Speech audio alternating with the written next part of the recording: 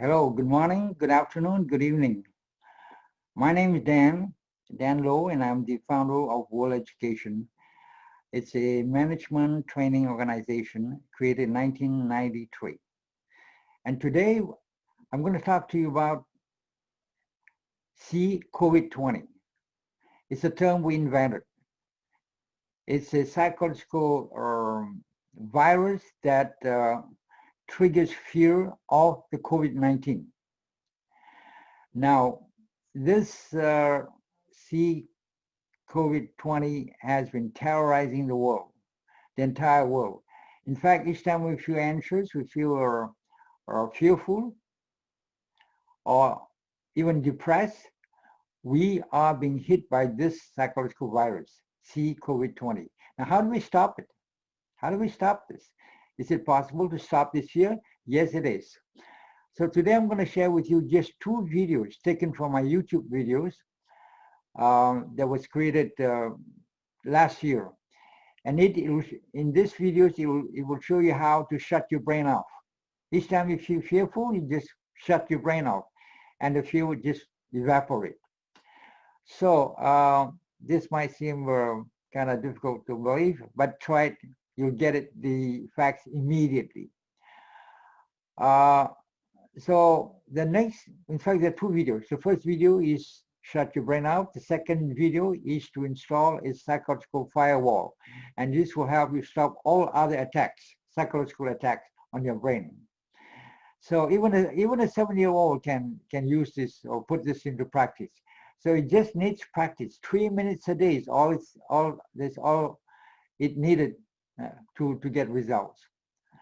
So without further ado, let's get started and watch the first video, Shut Your Brain Off.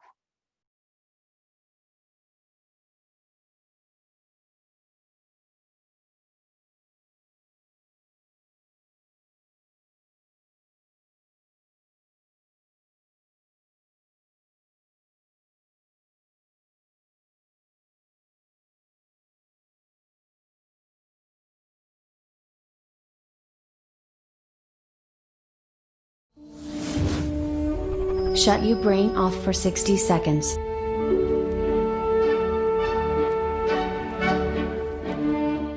Hi, my name is Dan. And I'm Patricia. I'm a dance associate. We've been trainers at World Education since 1993. That's a long time. And today we're so excited to share one tool with you, which is really going to blow your mind when you see how productive you're going to be immediately after this kind of exercise. It takes only 60 seconds. 60 seconds to shut your brain off. Okay, it's simple. It's just like when you're working on a computer and it becomes sluggish and slow, and you turn a computer, you restart your computer. Well, it's exactly the same effect. When you restart your computer, it's going to move extremely fast, and you're going to see things very, very clearly. Yeah. Not only you're going to move faster, but you're going to be very sharp. You're going to see things objectively. You're going to have new ideas. You're going to have energy. Now, the thing we're going to do is to let you watch a lecture, okay? It's a very short lecture, just for 6 minutes, and then we'll catch up with you in the end, all right? In this lecture, we explain how our brain functions. So it's not complicated, but just it's necessary to understand the exercise afterwards. Yeah, and we give you an example of how you can move from one state to the other in just a split second. Okay, so let you watch the lecture right here on the right. And we'll get back to you just after to give you the exercise. Okay, fine. À tout à l'heure. In this lecture, you will learn that there are 3 worlds or psychological states that you and I have access to. The first world is the supraconscious, a state of total harmony and detachment. The second world is the conscious state, an empty mind state martial artists find themselves in when they confront their opponent. There's no fear, judgment, or discrimination, no words, just a highly focused state of observation. The third world is the subconscious, It is the world of thoughts, data, and imagination. And there are three levels in the subconscious. The first level is a state of comprehension. You are currently in this state right now. No strong emotions, just trying to understand what I'm saying. When you make a decision and weigh the pros and cons, you are in this state. When you are thinking calmly, you're also in this state. A pretty good state to be in. The second level is a state of confusion. We can be momentarily in a state of confusion when we do not know what to choose or do in a situation.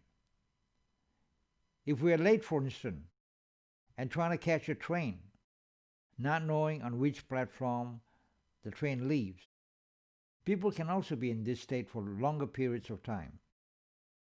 When they do not have a goal, have no enthusiasm in life, and don't know where they're heading for. Also when they are bombarded by conflicting data in their brain. The third level of the subconscious is a state of feelings or emotions, good and bad. It's a state where we react involuntarily to outside stimuli or situations. You can be happy, sad, frustrated, joyful, discouraged, or depressed in this level, involuntarily. You have absolutely no control, like in the second level, the state of confusion. You are at the mercy of situations and your environment. The only level where you can control things and your emotions is the first level of the third world, and of course, in the supraconscious and conscious world. Here's a great example of a violent, angry boy shifting psychological states. One day we saw a boy crying and screaming hysterically on the floor of a supermarket. It was very apparent that he was upset with his mom for not buying him something he wanted. It went on for some time, and Patty and I decided to intervene as the boy was becoming highly aggressive in his behavior, kicking at anyone close to him.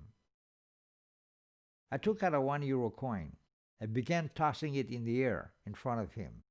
I kept throwing the coin up and catching it with either my right or left hand. This caught the boy's attention, and he was instantly propelled to the second world, the conscious state. He immediately stopped shouting and stared at me and the coin that was being tossed. After catching it in one of my hands, I asked him where was the coin, in my right or left hand.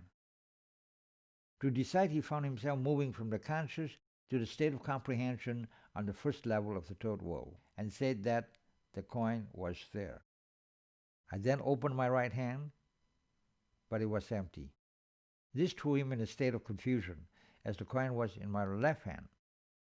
I then threw the coin back up in the air, and he shot back to the conscious state, the second world. I cut the coin with my left hand, but slightly moved my right hand. This time, he decided in the first level, in his state of comprehension, that he didn't want to be tricked again, and quickly pointed to my left hand, declaring that the coin was there. He was right this time, and plunged joyfully into the third level, a state of total spontaneity. The story of this boy shows how psychological states are shifted from one level to the other. And here's an image to demonstrate this. This is to remind you to practice changing worlds or psychological states till you have built a reflex and be able to trigger it at will with a snap of your fingers. You know now that whenever you're feeling angry, sad, frustrated, vulnerable, fearful, or disappointed, you are in the third level of the third world and getting whacked by Big Bad Bob. So you're probably wondering what is Bob or who is Bob? Okay, well, Bob is the boss of bosses, and the boss of bosses is ultimate reality. That's why we call him the boss of bosses. It's ultimate reality. It's what is. It's not what you like it to be, what you want it to be, what you think it should be. It is what is. So often we're going toward the wall if we don't see reality. We don't see reality because we're in the subconscious state. Like you see in the lecture, we're in the subconscious state. Like say, for instance, you're sending an email to somebody and that person has not responded to you. So you waited a day, you waited the second day, still no response. So that's a reality. But if you have a you want, you can, you want, you can, you're going to feel bad and lose time. So to not be attacked by Bob or beaten up by Bob, you got to be able to shut off your brain. And Okay. to shut off your brain, you turn your head to the right. So what does it mean? It means that we're going to change our reality, to change our perception of reality. And for that, we got to practice. And it takes only 3 minutes a day. 1 minute in the morning, 1 minute in the afternoon, and 1 minute in the evening. Just like you have breakfast, lunch, and dinner, you know, and you can do it anyway. You can do it in the escalator, in the lift, or you can do it in the restaurant at the table. And you can do it anyway, anytime. Yeah. After a while, it becomes a reflex, and you can use that exercise anytime you need it to take off pressure, stress, anxiety, fear. You know, you'll feel really fine in whatever situation. So how do we practice? In the morning, for example, while we have breakfast, we are going to look at 3 objects, 10 seconds per object. So for example, we got a mug. So we look at the mug for 10 seconds. We look at it like we see it for the first time. We don't put any words to what we see, but we see the colors, we see the shades, you know, we see the shapes, but we don't put words to it. No words, just seeing it like we see it for the first time. After 10 seconds, we can pass on to the second object, which could be the teapot, for example. Same thing, we look at the teapot. 10 seconds. In fact, while you're doing this, you're emptying your mind. It's a martial arts state. It's called empty mind. Right. So when 2 martial artists facing each other, they got to empty their mind. They cannot be in an imaginative state. So they're looking at the opponent right in the eye. Okay. So this you want to look at the bottle. You look at the bottle, but you don't say it's a bottle, and you just see that bottle. Right. And then we pass on to the third object, which could be a glass, and we look at the glass. For the first time, just like for the first time. And we see the shadow, it shines on the table, and the color and all this, but without putting words to it once again, just seeing it. And after that, once we have done it for 30 seconds, we're going to think of what we have and appreciate what we have right now. What do we have? We have time, we got energy. If we got health, we got health. We may have an interesting project. We have people around us that we care for.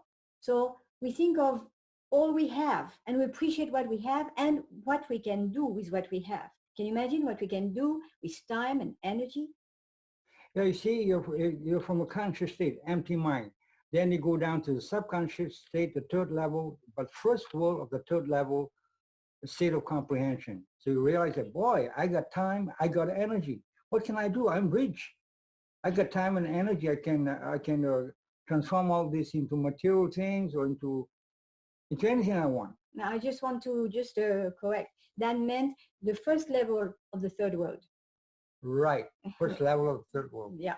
It's a state of comprehension. Right, exactly. It's a state where you make decisions, when you realize something, when you're solving problems, and especially when you're appreciating. You see something and you're appreciating something. So see, it takes only 1 minute.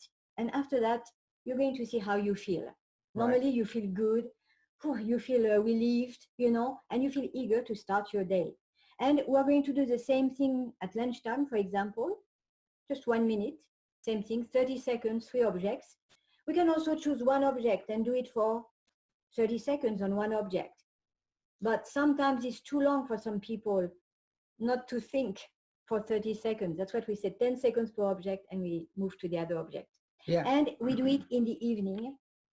Same thing, 30 seconds we see, and 30 seconds we appreciate what we have and what we can do with what we have. And you're going to do this for 2 or 3 days. And then let us know how you shoot. You can contact us to a link that we're going to show you. A link where if you want to talk to us live, you can too. Once a week, we hold a live meeting. And we are also going to do another video exposing one of the most powerful concepts ever created. Yeah. Okay. So during that meeting on Wednesdays, you can ask questions about the exercises, about your situation or a situation you want. And about the video we're going to give you with another exercise, another tool. This tool enables you to approach anybody you want without fear. Without fear of rejection. It's incredible. It gives you so much confidence to talk to anybody.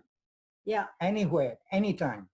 And you approach people like we know them. And it's amazing how we can talk easily to them. There's a lot of fluidity. And it's incredible how people are going to respond to our vibration, They are going to answer back like they have been knowing us too. So it really creates very good communication. Yeah, Patricia's been using this for more than, 30, 40 years now. And Yeah. this is one of the most powerful tools. So we're going to share with you. If you're interested, let us know through the link, to our contact link. Okay? Yeah. So you let us know, and we will send you the second video with that tool. So go for ahead. free. Go ahead and start your exercise. Make it fun. Don't forget, 3 minutes a day is all you're going to be investing in this, right? Let us know how you feel and what the results you're going to be getting, okay? So have a great day, and we'll talk to you again soon. Okay. Bye-bye. Bye-bye for now.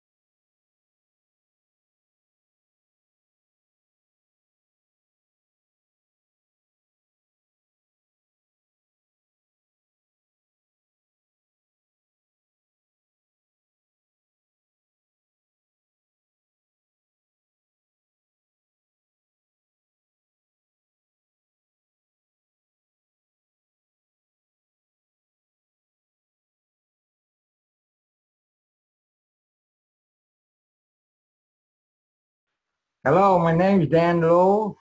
And I'm Patricia. I'm Danu's associate. Just in case this is the first time you're watching this video, we did a video just last week titling "Shut Your Brain Off." So I don't know if you shut your brain off for 60 seconds. I don't know if you watched that before.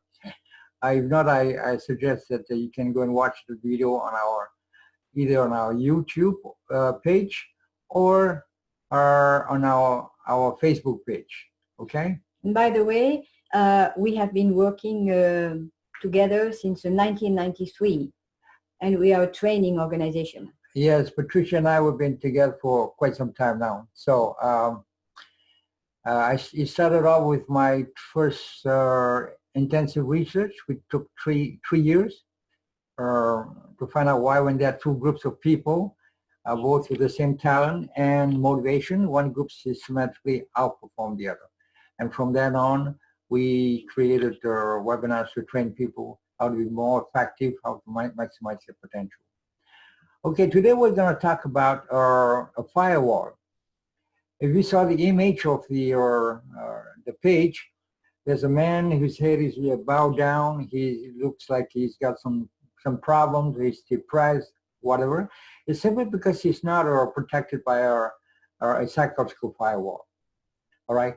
Now, and you're going to discover the firewall tonight, and right. You'll be able to install it, and you'll see how incredible it is and what results it gives in our lives. Yes. How do I start first? Okay, very simple. You know, if you have a computer, obviously you're protected by a virus system. But imagine if you don't have a virus system, what's going to happen? You risk getting your computer infected by viruses, and it will slow down, it becomes sluggish, or it might just crash. Well, our mind is the same as a computer. It works exactly the same, but a million times better. So the first thing you want to do is to scan your brain or to scan your computer and deactivate them. Well, we mean that in our computer, in our brain, we got thoughts, and some of these thoughts are destructive. Some of these thoughts impede us from going forward. They can paralyze us without even us knowing. So we want to be able to identify those thoughts. And after that, we're going to disarm the thoughts. Yeah, that means that we're going to scan it first. So think of a situation you were in where you were angry, or you were depressed, or you were, or you lost confidence. All right? Now, play back that situation. And now you want to identify the thoughts that attack you. Imagine you're asked to give a speech in public in front of people, and your legs are shaking like my legs were shaking a long time ago when I was asked to speak in front. So what kind of thoughts that could attack us? It could be, hey, everybody's looking at you. Then everybody's looking at you. What are they going to think? You make a fool of yourself. Or you're not good enough. You know, you're not good enough. Everybody's looking at you. So those are the thoughts you want to note it down on a piece of paper. Okay, when I did my research work, I was interviewing people one-on-one and sometimes in groups, and they all had the same thoughts, whether it's in Asia, whether it's in Europe. Everybody on earth has the similar thoughts, okay? So you want to identify these thoughts. These thoughts are what you call viruses. So if you don't identify it, it's inside your computer, inside your brain, and it risks playing back each time. Yeah, it will come back. As long as we have not disarmed those thoughts, they will come back in various situations. And it's fun. It's fun to, it's called, for those who want to use it, it's called search and destroy. Search and destroy, or scan and deactivate it. This is a necessary exercise. And it's fun because you're going to recall back to situations where you felt timid or you felt discouraged, and then you note it down. What makes you discouraged? Hey, it's always the same thought. You're not good enough.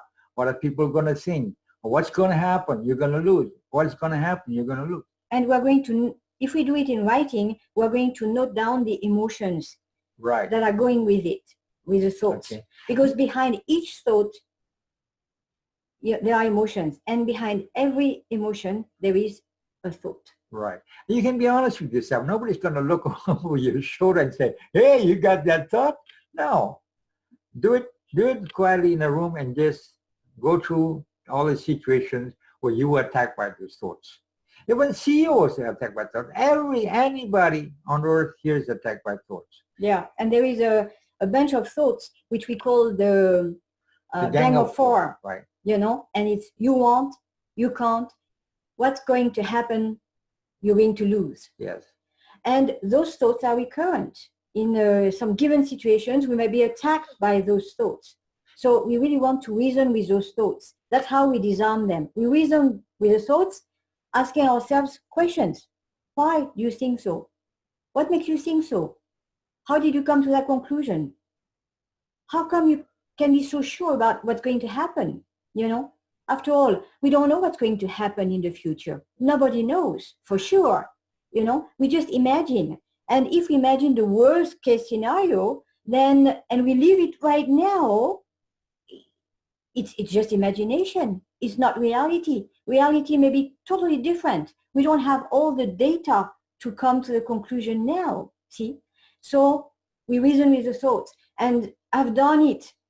When I first met Dan, I had plenty of those thoughts in my head, and I really had to do a big work on it. And each time, after, you know, writing my little story, my emotions, how I was feeling upset or whatever, and the thoughts that were linked to it, and to reason with them, you know, then I was laughing in the end. Can you imagine? And she was watching other people, top CEOs, multimillionaires who come for business here. But Patricia was an interpreter for 11 years. She ran a very successful company, and she accompanies all these powerful people to the meetings, and they say the same thing happening to these people. They're not good enough. Yeah. Okay, for instance, a multimillionaire would come to Europe to have a business meeting with a billionaire. And just because that guy is a billionaire, it kind of intimidates the multimillionaire because he hasn't got a billion. So they behave like they're not good enough. Yeah, they were feeling not good enough compared to the person they had in front. And of course, Patricia cannot say, hey, look, you're feeling you're not good enough. No, she just had to interpret what she was told to do. Yeah, okay? Because I had been trained by Dan before, associating with him. So, you know, I've been knowing the thoughts for a number of years. Yeah, and she used the tool, you know, in the beginning when she was prospecting for clients. She didn't know how to do it, but she never thought how to prospect for clients. And with just these tools, by deactivating the thought, she was able to go to all the concierge in Paris, to all the big hotels, the Ritz, the Maurice, the George V, all the big hotels, and talk to the concierge with complete ease. Yeah, what are they going to think? I don't know, you know. After all, I'm just proposing my services.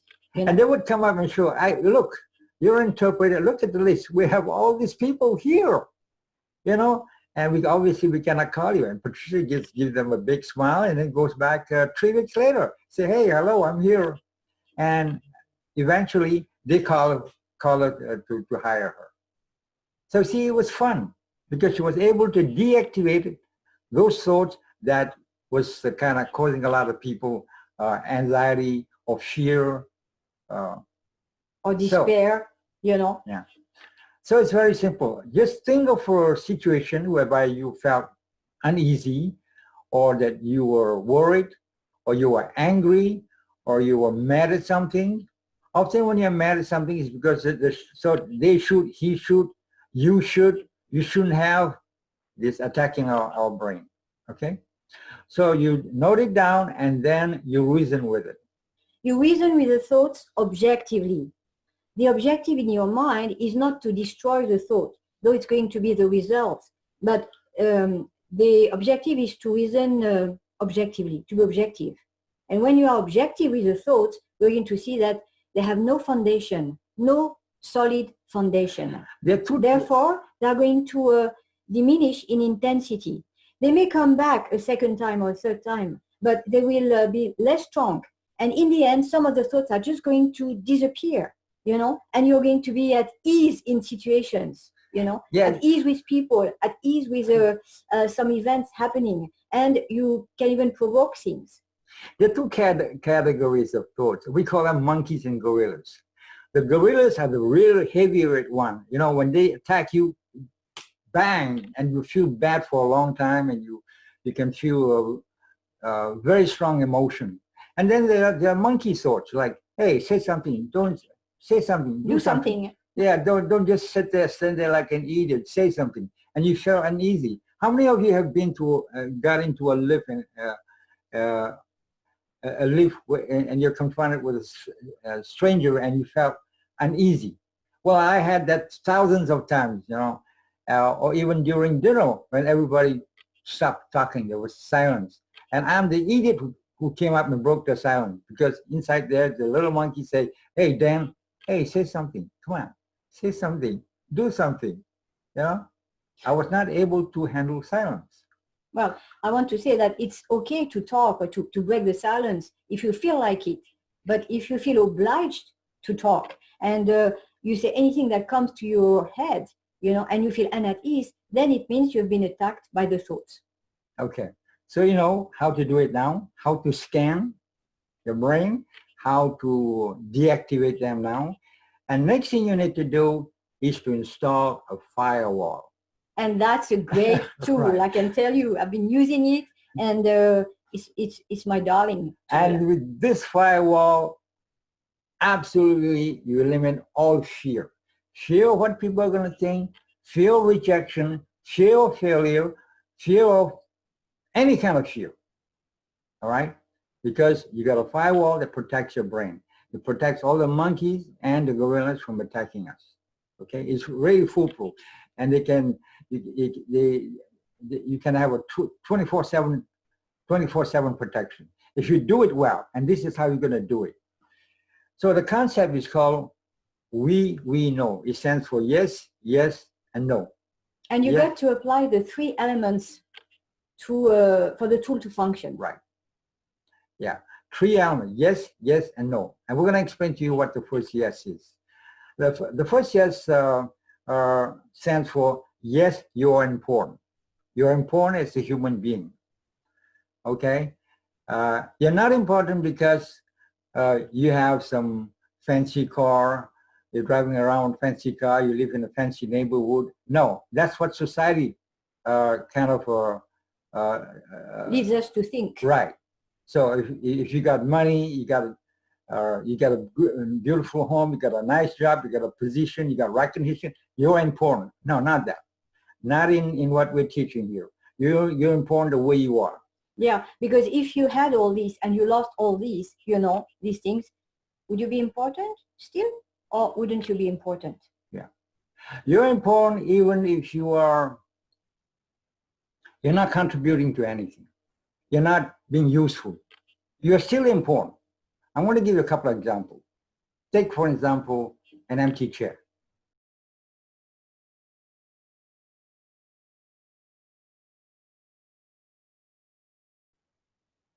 An empty chair. Is that empty chair useful? Well, it's empty. So some people might say that, well, it's not useful because it's empty. But along comes somebody who is very tired. His legs are kind of weak and he needs to rest. He needs to sit down. Well, the chair is very important. Whether somebody sits on it and not, or have not sat on it, the chair is important simply because it exists. It's just like us. We don't have to do anything. You can lie in bed all day, you're still important. In our eyes, you're important. To society, you're not. Okay, so it's very important that you believe that you are important. Doesn't matter what you do or not do, or whoever you are. Okay? Give you another example. A piece of stone lying on the ground.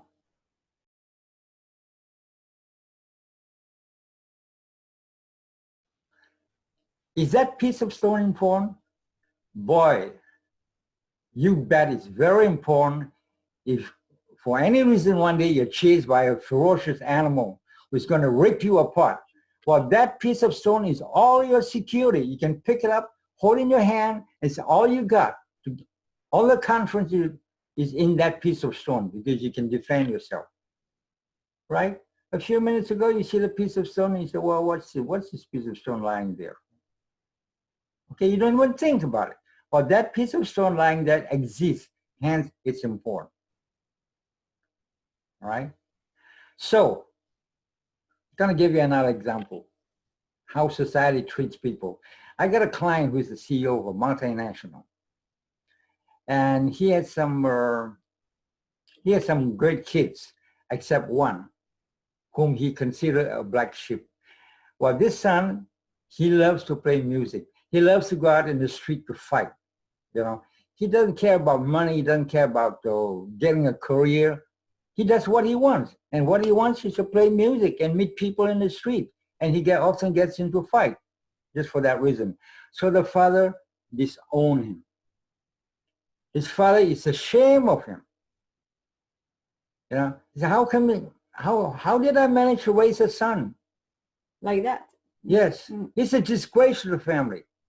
And you know, since he's got some moral responsibility, he has to meet with his son. And you know where he meets his son?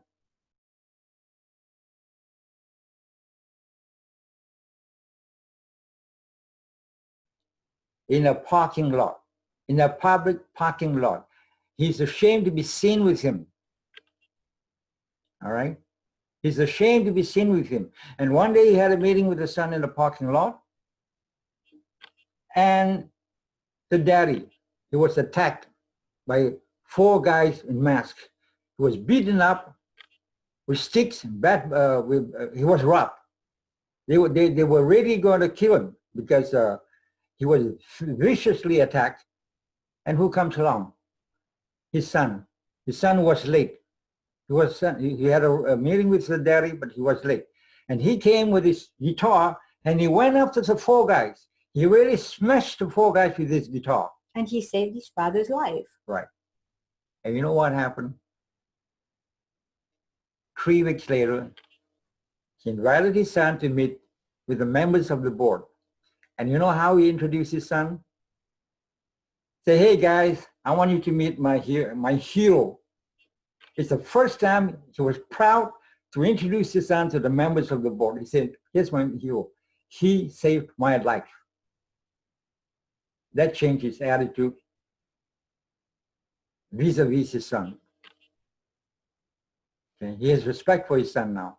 And he let his son do what he wants to do. Okay? So the son was always important. Whether he saved the father's life or he didn't, he was always important. Just because he existed, he was there. Okay. That's another example. The case of an illegal immigrant. He's walking down the street. He's illegal in the country. He has no job, nothing, no money. You might think, hey, this guy is not whatever. Important. Right, he's not important. And yet, this man, he saw a little boy dangling up in a 4-story building, dangling. The boy is just about to fall, from a 4-story. You know what he did? He climbed up the building. This man called Mamadou, his video was broadcasted all over. Yeah, all throughout the world.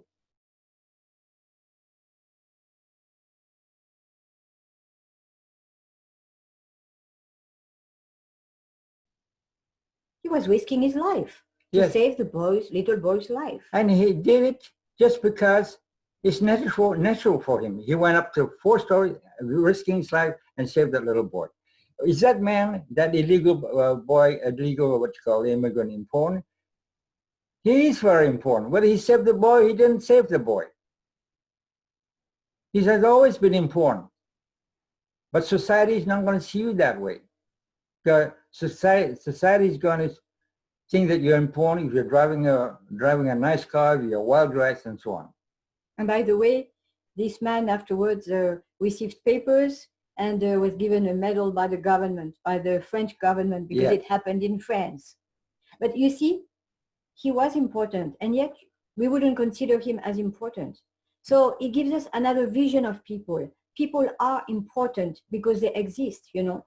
If somebody falls in front of you, what are you going to do? You're going spontaneously to help that person. If you see a person having an accident, what are you going to do? You're going to call the fireman or the hospital, you know, so, or the ambulance man. And you may save that person's life just because you were there. It doesn't matter how many diplomas or degrees you have or what your position in life is. You know, it's just as a human being, you can be there at the right time, the right place, you know, and do something for somebody. Let me tell you this story about a incredible story about a very violent prisoner. He was locked in prison. He had solitary confinement for days, weeks, and months. He had nobody visit him.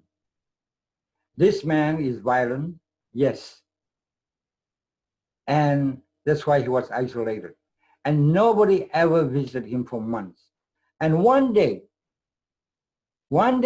a fly flew into the window and landed on his naked belly.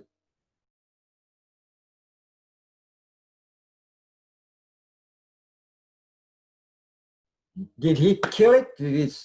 No. He watched it in fascination. It's the first time somebody came in and touched him, touched his skin. So he observed it.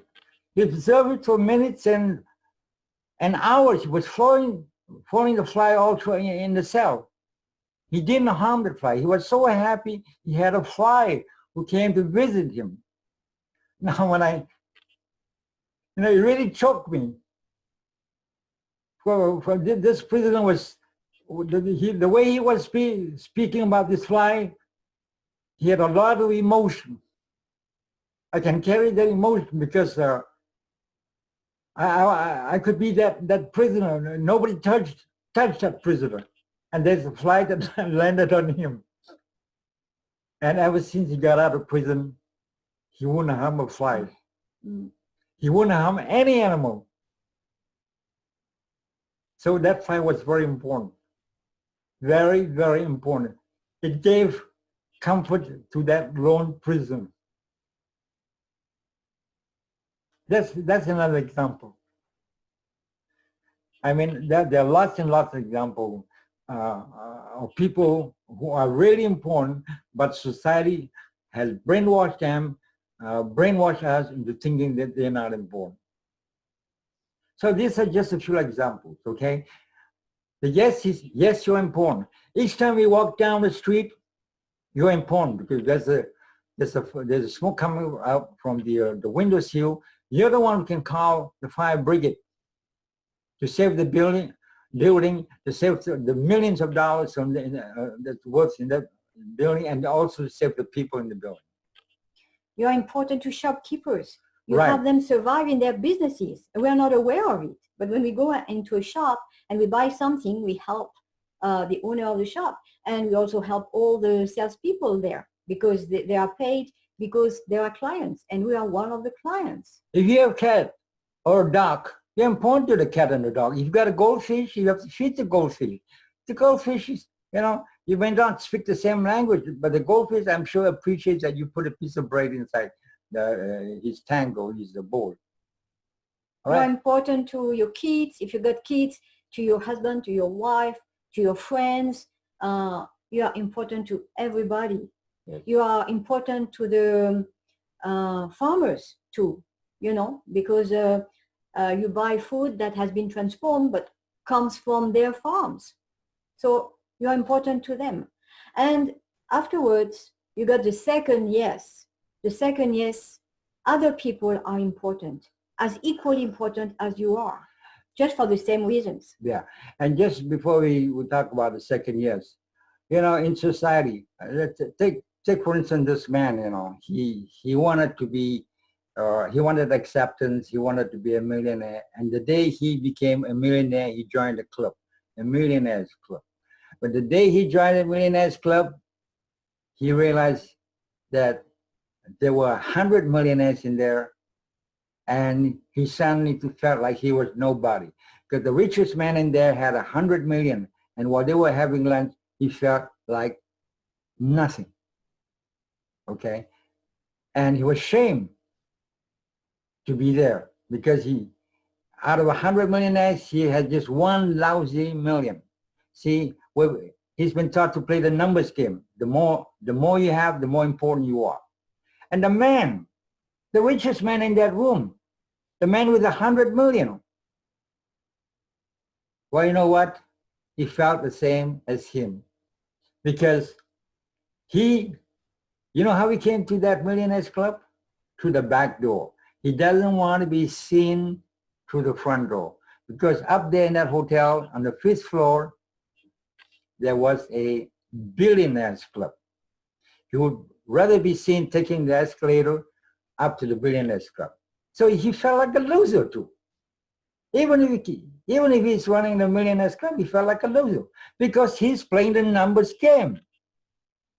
And you're never going to be important, no matter how much you make, okay, if you're playing the numbers game. Or if we compare to others. Right. Because we are always going to find somebody who has got more than we have, or who's got something we don't have. But we don't see that this person may not have what we have. See, we just see what we don't have. So stop comparing, stop playing the numbers game. It's for losers. The numbers game's for losers. I've been in business for more than 40 years. I've met a lot of wealthy people, and I can tell you that they're all in the numbers game. All right? They're all in the numbers game. All of us have been brainwashed by society that the more you have, the more important you are. That's a lot of bullshit. You want to kick that bullshit out or kick that virus out. You're not good enough, and replace with the fact that you are important. And other people are equally important. They're all important. Each time you feel good, it's because people have contributed to your happiness. Like I said, farmers are important to us, you know, for what they bring to us. People who sow are important to us, you know. Our neighbors can be important. Imagine they come back one night and we're not there, and they see somebody who is trying to burglarize our apartment or house. And because of their presence, the burglar goes away. See? Or somebody, we are, for example, we are going into the metro, you know, and there is nobody, and it's late at night, so we're not feeling too safe, and somebody comes in, you know, and it's a woman, for example. She comes in and she sits, and we feel reassured because there is somebody in the wagon. See? So people are important. Even if they are not aware, they're important. They're all very important. I say it again, I want to repeat it again. Each time you feel good, look, this shirt, I didn't make it. My shoes, I didn't make it. The things in my apartment, I didn't make it. It was contributed by tons and tons of people. When I go and have dinner, all right, on my table, there are sauces from all over the world. Okay, they were made by people. If I want to go into a restaurant to eat, there's a chef there standing all day ready to prepare a dish for me. So they are important. And like when I listen to jazz music, you know, I would tune it for an hour and listen to jazz music. All the musicians, whether they are alive or dead, they have contributed to my happiness, right? Whether they know it or they do not.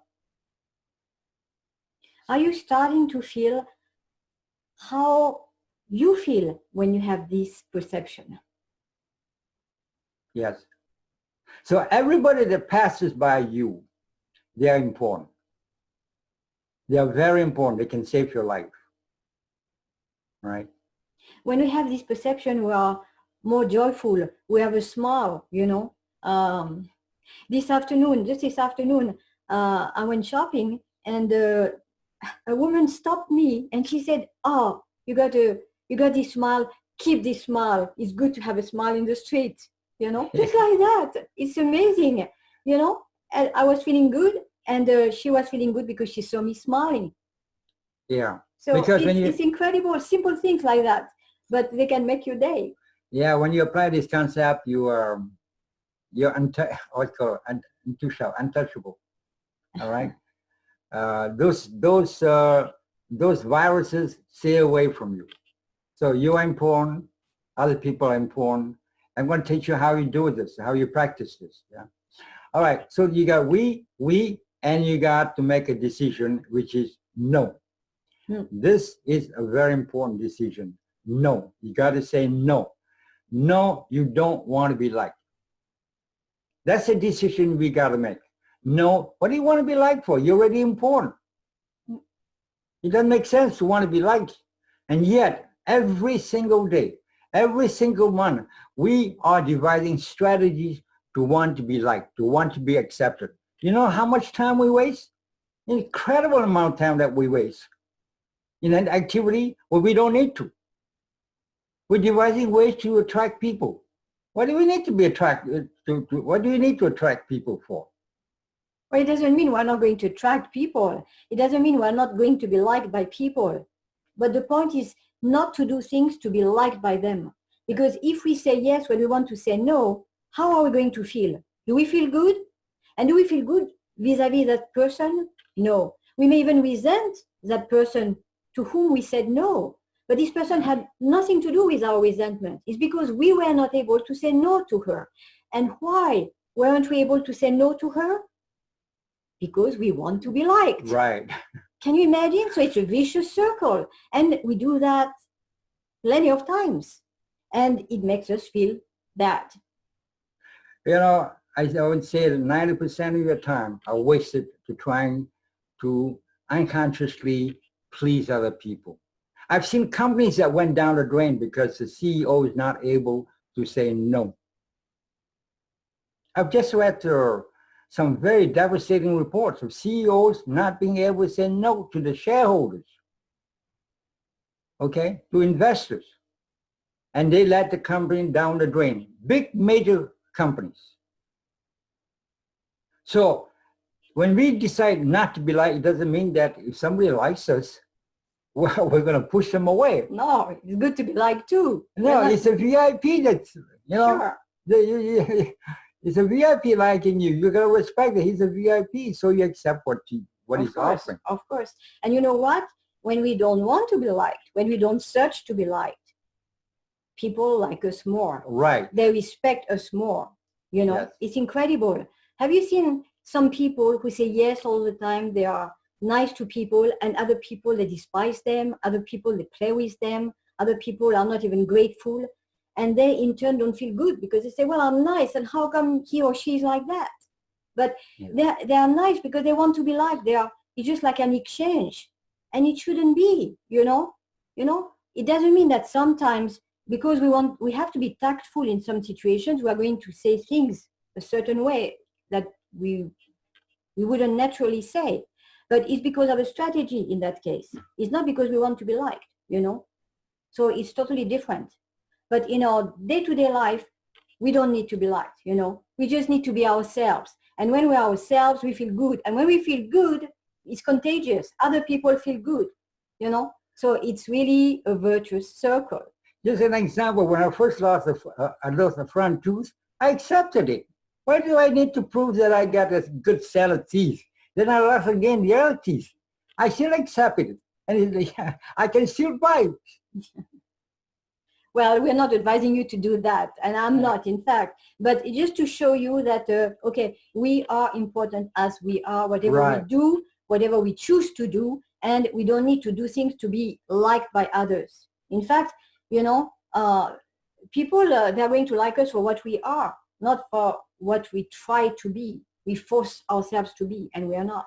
And I tell you, there's a ton of breaks that goes off your back. You're going to be as light as hell. And then you're going to float like a butterfly, and you're going to be able to sting the bee. But I will tell you about this concept, float like a butterfly, or sting the bull with 3 bees. That's got to do with time management, and we're going to talk to you in just a few seconds. Okay, so you got to have these 3 decisions anchored in us. Yeah, and we got to apply them, the 3 at the same time. Yeah. You are important as a person. Other people are important, and you don't search to be liked. Okay. And when you play the 3, then you feel really great. You feel relief. You can be yourself. You feel happy. So how do you do this exercise? You're going to do it 3 times a day till you get to reflex. 3 times a day, you're going to schedule in a smartphone. The minute it rings, and you're in a queue, for instance, whether you're in a restaurant, wherever you are, the phone rings, it's weeweenoo time, all right? So you say to yourself, hey, like once I said to myself, Dan, you're important, man. And the person in front of me or behind me, he or she is important. So I can turn around and say, hey, hello there. Or the person's having a book in his hand, I say, what are you reading? Tell me, what are you reading? How long have you been coming to this restaurant? What are you eating today? Maybe you can recommend me some dishes. You talk as if he's a buddy. In fact, you're talking to a VIP. The person is very important. And this is the first time we met this person. He's a VIP. So you have absolutely no fear. If he doesn't want to answer to you, if he gives you a funny look, hey, the stranger's trying to talk to me, that's no problem because you decided in advance you don't want to be liked by nobody. So you don't fear rejection. Right.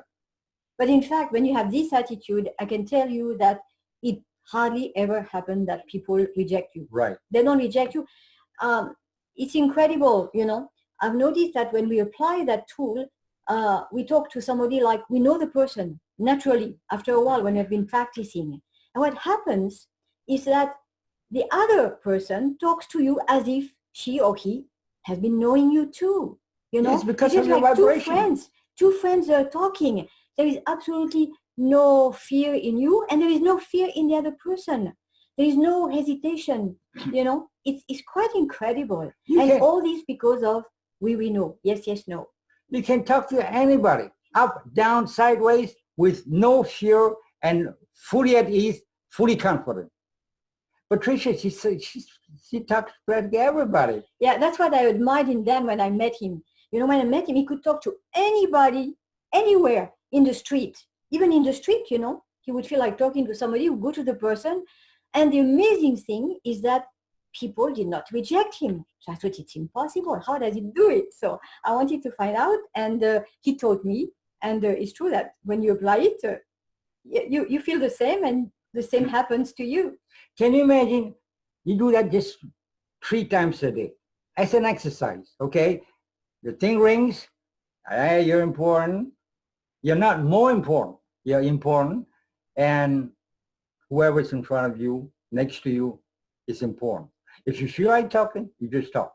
Now, if you talk to 3 persons a day, that's 15 people a week. That's 60 people you've got to know. You have access to their computer. You have access to their knowledge. 60 people a month. You have access to their what you call their friendship. Yeah. Without any problems. All right. You're not afraid of people with money or who's rich. You're not afraid of people who is poor and down and out. Yeah. You treat them the same.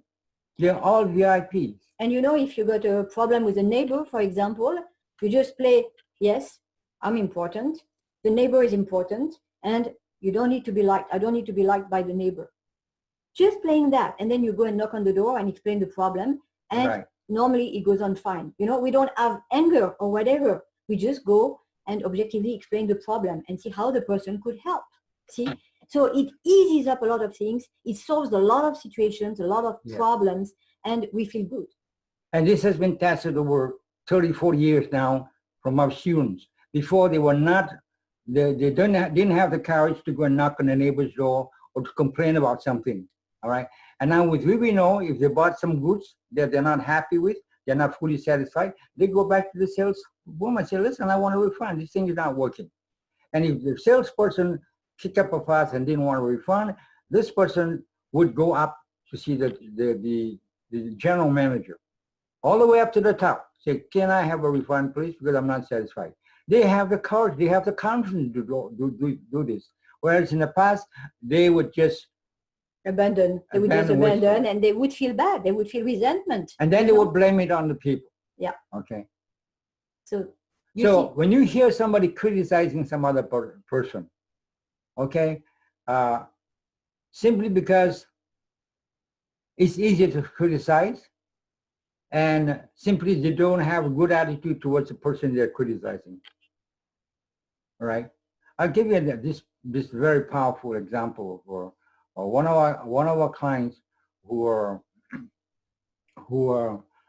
was promoted. So she was very happy. She had twice her pay. The day she was promoted, she was very enthusiastic, but all her colleagues were not that happy with the promotion. They said, why her? Why not us? And they started to giving her a lot of problems to the extent that she wanted to leave the job.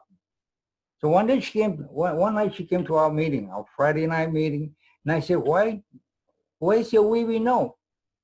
And she said, oh God, I forgot about that. Okay, because she was perceiving her colleague as not okay, that was her enemies. And we got her to change her illusion, that she has to perceive her colleagues as important, very important, and herself as important, and that she does not need to be liked. So the next day she went back with this attitude that all her friends are very important, and she treated them as such. All her colleagues. She treated them as such. And she wanted something, she go and ask them. But she disagree with something, she tells them. She's not afraid, but she didn't need to be liked. And you know what? After 3 weeks, yes, she won them over, and her colleagues accepted her as their new boss. And you know how we got her to do it? All right. We said, listen, you just go and apply the weeweenoo in the morning, okay? And then you call us at 12 o'clock, tell us how you feel about this concept, okay? How in practice. And then she did. She called us. I said, well, how did you feel applying the concept? She says, well, it's funny because they don't know how to dance with me. They don't know how to work with me. I was perfectly normal. And then I said, okay, do it in the afternoon and call us at 6 o'clock before you leave the office. So when she called us, I said, well, how did you feel? She said, the same thing I had. You know, I'm feeling fine. I said, you still want to lose your job, leave your job? He said, no, but I'm going to try it tomorrow again. So she did it day by day, okay? And then the third week, all her colleagues accepted her as her boss. That's the power of weeweenoo. Of course, there are things that are very important, which is time management. And we have a concept called Sting the Bull with 3 Bs. And you can learn how to do Sting the Bull with 3 Bs, because time and energy is your most precious assets. And if you waste your time and energy, then you're not going to get where you want to go. Not only that, yes, but if we manage our time well, we are going to be less bothered by some of our thoughts, you know, like, what must you do? You haven't done this. You must finish that. What's going to happen? You're going to be late, you know. If we manage our time well, those thoughts are less likely to attack us. So we feel better, you know. And during the webinar on time management, we learn not only a unique method to manage our time well, that's never been taught anywhere else. yes. And it's very simple. It's called Sting the Bull with 3 Bs. So it's funny too, see. Yes. And our students have been applying it, you know, for years, and they feel totally different. They feel like they got plenty of time, you know, and they do their job, and they don't procrastinate anymore. On top of that, we teach communication, because communication may make us waste time. So it's important to know how to communicate in order not to waste time. And how to say no. This is part of time management. And we'll put a link in there so you can go and take a look at what's going on for this webinar.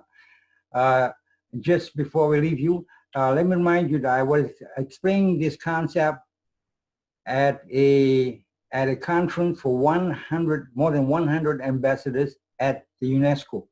And when I explained this concept, everybody laughed. And they thought it was impossible. It's too simple. They said, this is too simple. I said, you got to try it before you say it's impossible. We're talking about time management. We're talking about time management. Yeah. So this concept is very powerful. Go take a link here, this link here, and go check it out.